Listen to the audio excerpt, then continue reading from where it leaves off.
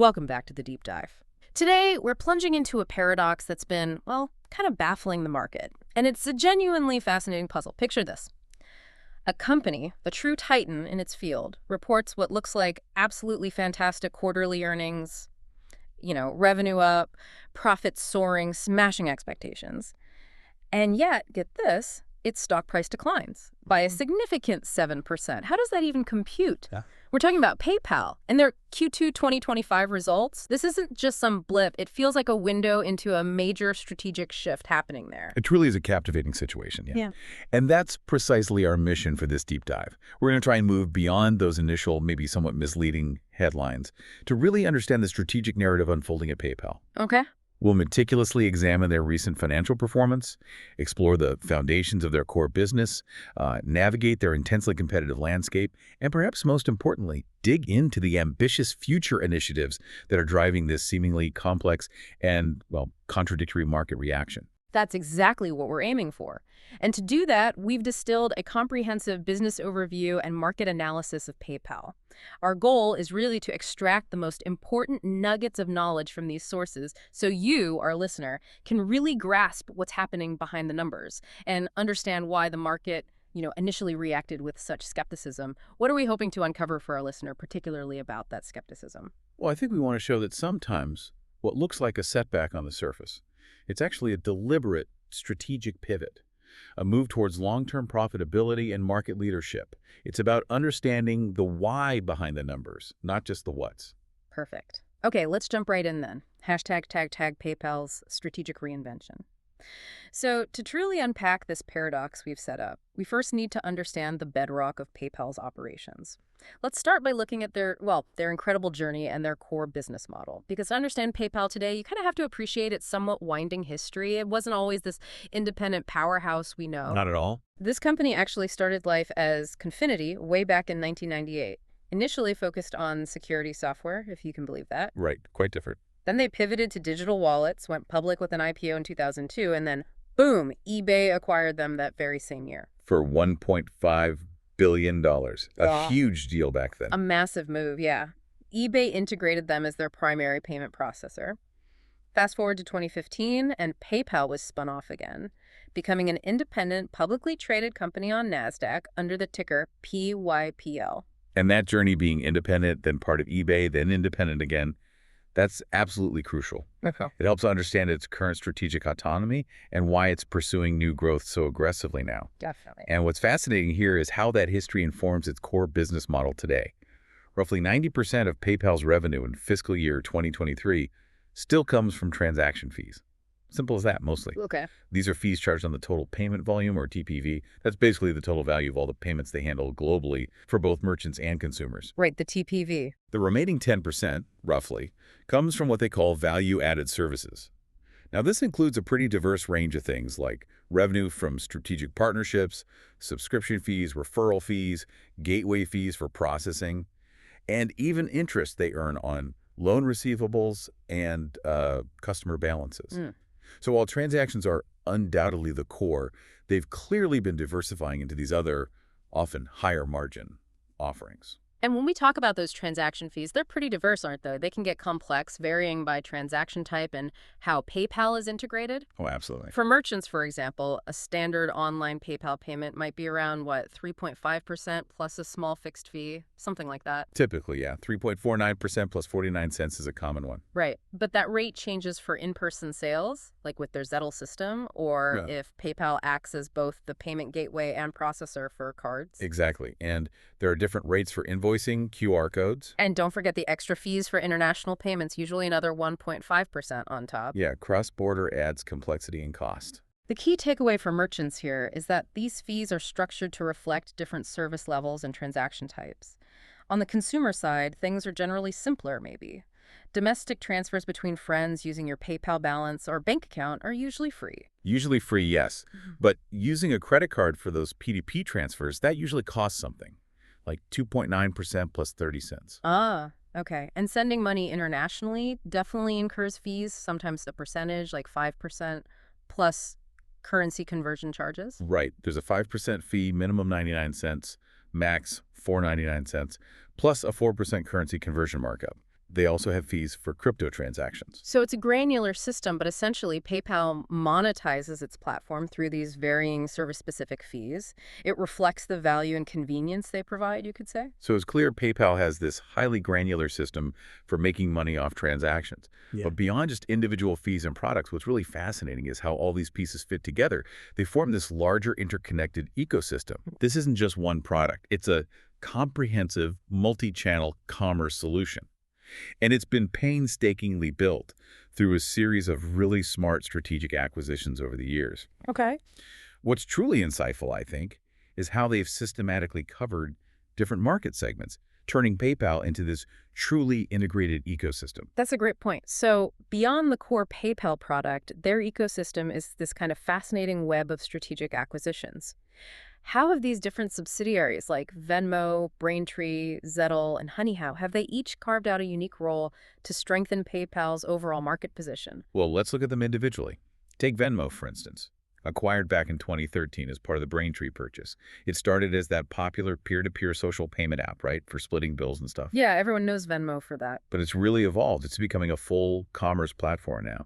In Q2 2025, Venmo's total payment volume grew a solid 12%. That's its highest growth in 3 years. Wow, 12%. And the volume from Pay with Venmo, actually using it to buy things, surged an impressive 45%. 45%. Okay, so that's definitely moving beyond just friends splitting dinner. Definitely. Then there's Braintree, also acquired in 2013. This is PayPal's heavy hitter for enterprises. It's the payment processing solution for large merchants, offering really robust API capabilities. It's kind of the engine silently powering many big-name online retailers you use every day. Gotcha. The behind-the-scenes player. And for in-person payments, they have Zettle, which they picked up in 2018. Right.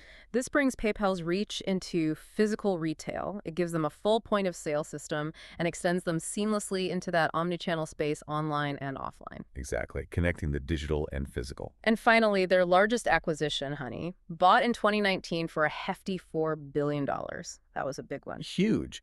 And Honey is that popular consumer loyalty and coupon finding platform, the browser extension lots of people use. Its strategic role is really to enhance the online shopping experience. It drives conversions, boosts sales for merchants, and essentially brings customers back towards using PayPal-enabled checkouts because they're finding deals. Right, closing the loop. That's where it all comes together, you see. This deliberate portfolio.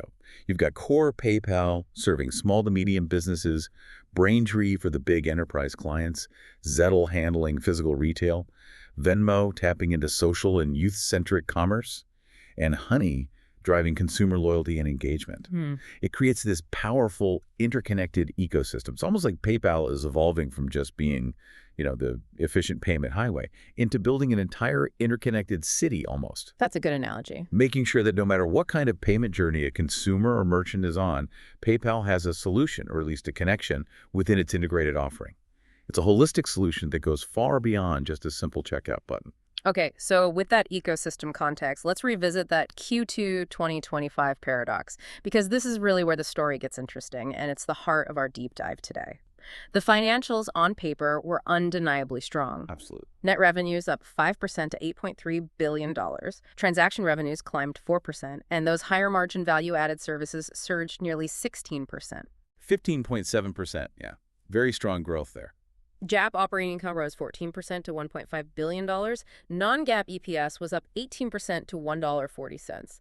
Their operating margin expanded significantly, too, by 134 basis points. That's 1.34 percentage points, hitting 18.1%. That shows improved efficiency. Right. Better profitability. And they even returned $1.5 billion to shareholders via buybacks. These are all incredibly positive numbers. Thumbs up all around, you'd think. You're right. The numbers were robust by almost any measure. So this raises that important question again. Why did the shares decline 7%? Yeah. Despite such strong financial performance, what did the market see or think it saw that caused such a negative reaction when the core business appeared to be doing so well? This is where the plot really thickens, yeah. And the market's initial reaction becomes a bit clearer when you look closer. Investors seem to focus on some declining headline metrics. Ah, the headline numbers? Total payment transactions were actually down 5% year over year to 6.2 billion. Okay, down 5%. And transactions per active account, or TPA, how often people are using their accounts, also saw a 4% drop, down to 58.3. Lower engagement per user. And while active accounts were still growing, that growth had slowed. It was up only 2% to 438 million. So on the surface, these numbers seem to signal maybe some trouble, suggesting a slowdown in engagement, which led to that share price dip. Okay, but here's the real aha moment that unlocks this whole paradox. And it's actually, I think, a brilliant strategic play when you understand it. Sure. The market initially saw that drop in total transactions and reacted with concern, understandably. Right. Fewer transactions sounds bad. But diving into the details, our sources reveal something crucial. Payment transactions excluding their lower margin, less profitable payment service provider, or PSP transactions. Okay, excluding PSP. Those actually increased by a healthy 6%. Oh, so they cut the low profit stuff and the core stuff grew. Exactly. This isn't a broad decline. It's a precise, surgical cut. It's aimed directly at boosting their bottom line. It shows a deliberate shift towards quality over sheer volume. That makes sense. PayPal is intentionally shedding unprofitable or maybe commoditized business lines to focus resources on higher margin opportunities. And this strategic trade-off is reflected where it counts. A healthy 7% growth in transaction margin dollars. Ah, the profit per transaction is up. Precisely. So if we connect this to the bigger picture, it's a very clear shift. A focus on profitability and efficiency over just chasing volume, even if it means some of those headline numbers temporarily look a bit softer. That reframing is absolutely critical. Wow. It tells us PayPal is consciously making a short-term trade-off in volume for long-term profit. But they're doing this in an incredibly crowded space, right? Let's talk about the competitive arena, because the global digital payments market is absolutely massive. Huge. It's valued at over $170 billion in 2025 and projected to grow at a compound annual growth rate of, what, over 17%? 17.09% CGR. Yeah. It's like a crowded, dynamic space, for sure. It really is. And despite that crowded market, PayPal maintains a commanding leadership position. It's quite remarkable.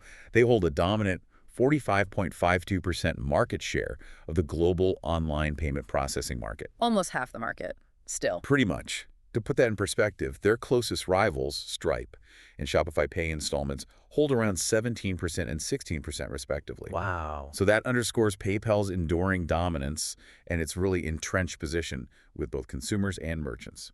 Okay, so how do they stack up against those key competitors who are also vying for a slice of this massive pie? Take Stripe, for instance. It's known for being very developer-focused, right? Strong APIs, transparent pricing. Yeah, typically 2.9% plus 30 cents for standard online transactions. Stripe is a favorite for tech-savvy businesses that want deep integration control. Very powerful platform. And then you have Square, now Block. They're really tailored more for omni-channel and point of sale, right? Especially for small businesses, cafes, retailers. Exactly. Square excels with POS solutions for small businesses, often simplifying pricing like 2.6% plus 10 cents for in-person transactions, usually bundled with their hardware and software. Strong in that SMB physical space. So they have different strengths. They do. And while a direct comparison of fees might sometimes make competitors seem a bit more cost-effective on paper, PayPal's key differentiator, I think, goes beyond just the percentages. It's really about brand trust and, crucially, conversion optimization. Ah, conversion. Making sure people actually finish the purchase. Exactly. What's fascinating here is PayPal's own data. They claim businesses accepting PayPal experience a remarkable 34% higher checkout conversion rate compared to other methods. 34% higher. That's huge for a merchant. It's massive. It means that while a merchant might pay slightly more per transaction in some cases, the powerful brand recognition and the perceived security of PayPal lead to significantly more completed sales. People trust the PayPal button. So ultimately, for many merchants, it's a net positive trade-off. PayPal is effectively selling trust and higher conversion rates, and that allows it to maintain its pricing structure even with intense competition from these really formidable players like Stripe and Square. It's clear they have an edge there. That trust factor is powerful. But staying ahead in such a dynamic market requires constant innovation, constant evolution. This strategic shift we're talking about, it seems strongly driven by new leadership. Alex Chriss took over as CEO in September 2023. That's right. And he's rapidly reorganizing the company. I read he's structuring it into 3 core areas: consumer, small business, and large enterprise. That sounds like a big shakeup. It is. It's a major transformation aimed at sharpening focus and execution. So what are the key high-growth initiatives he's championing, the things that will truly drive PayPal's future? That transformation is indeed fueled by several really interesting high-growth initiatives. First, their buy now, pay later BNPL Strategy is a real powerhouse for them. It showed over 20% revenue growth just in Q2 2025. 20% growth in BNPL. Okay. And PayPal's BNPL creates this kind of flywheel effect for merchants. It leads to reportedly 80% higher average order values. Wow, bigger purchases. And it generates high-margin recurring revenue for PayPal. With the broader BNPL market projected to grow at like 25% CAGR through 2030, PayPal is extremely well-positioned, leveraging its massive user base to capture a big chunk of that growth. Makes sense. Then there's Venmo's strategic pivot, which we touched on earlier. Yeah, crucial move for Venmo. It's successfully transforming from just that peer-to-peer app into a full-blown commerce platform. That 12% TPV growth and the 45% surge in pay with Venmo in Q2 is pretty solid proof of concept, right? Absolutely. They're making it a serious competitor now to mobile wallets like Apple Pay and Google Pay. Yeah. They're doing this through strategic partnerships and by enabling merchants to accept Venmo payments directly at checkout, both online and sometimes in-app or via QR codes. Okay, so BNPL, Venmo evolving. Yeah. What else? Now, here's where this strategy, I think, truly gets audacious and could potentially reshape global payments. Yeah. The PayPal World Initiative. PayPal World. Okay, sounds ambitious. What is it? It is ambitious. It's essentially a meta-platform strategy designed to tackle the huge fragmentation we see in global payment ecosystems. Think of like PayPal building the underlying payments plumbing, or maybe like a universal adapter. Okay. They plan to aggregate major local digital wallets. Think India's UPI, China's Tenpay Global, which includes WeChat Pay, Latin America's Mercado Pago, into a single interoperable network managed by PayPal. Whoa. So you could pay with WeChat Pay through PayPal somehow, or vice versa.